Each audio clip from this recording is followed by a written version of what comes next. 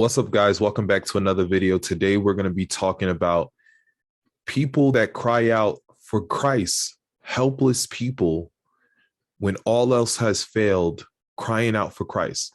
And what are we supposed to do? Give us better understanding of when people are helpless and Jesus Christ become their only hope. Let's get right into this video. Today, we're going to be starting from again, we're going to be talking about helpless cry for life, Matthew chapter 9, verse 18 and 19. Let's read it. As Jesus was saying this, the leader of the synagogue came and knelt before him. My daughter has just died, he said, but you can bring her back to life again if you just come and lay hands on her. So Jesus and his disciples got up and went with him. The helpless seeking Jesus. The man who cried for help was a ruler and a father. Luke says that the ruler's name, who oversaw the administration of the synagogue at Capernaum, was Jairus. The synagogue ruler was an elected position among the religious leaders. The person was highly respected, both capable and popular. A person who wielded great power. He determined who was who to teach in the synagogue, worship, and supervise the whole operation. He was one of the most important men in the community. Jairus' daughter was only 12 years old. Jairus was a man of strong love, a man who loved his daughter ever so deeply. He was a man of strong courage.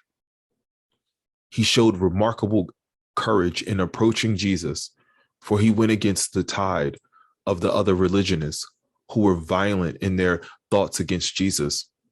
The other religionists were bound to react against Jairus. Only the sense of desperation would stir him to approach Jesus. And then he would approach Jesus only as his last resort. It was the desperate need of his daughter that drove him to Jesus. The four things about the man and his desperation. Number one, his helplessness. He was so helpless that he interrupted Jesus while Jesus was preaching and teaching. His little daughter was dead, gone forever. He loved his daughter. He apparently loved her more deeply than most. He stood up against the world, that is, against the censoring and hostility of his peers.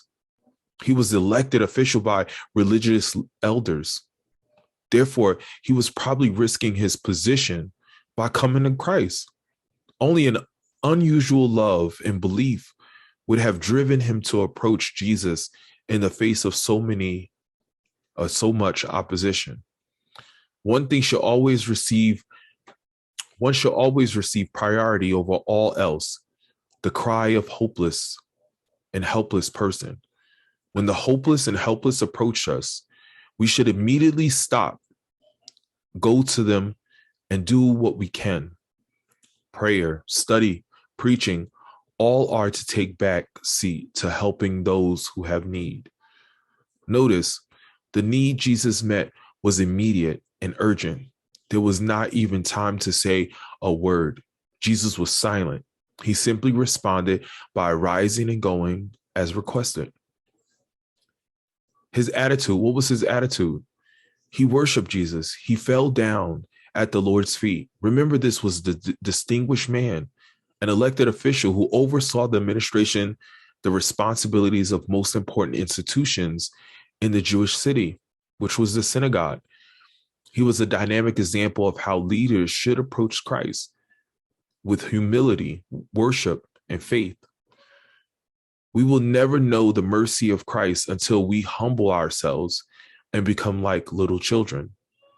Too often, the desperate needs of the loved ones drives us into the state of helplessness and hopelessness, of depression and self-pity. The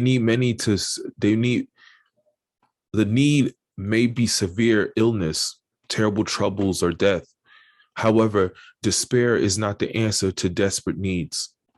The answer is to lift up our heads to Jesus for our salvation of our loved ones. We are to come before Christ, asking him to help us. He never turns us away. Number 3, his request. He asked Jesus to come and touch his daughter.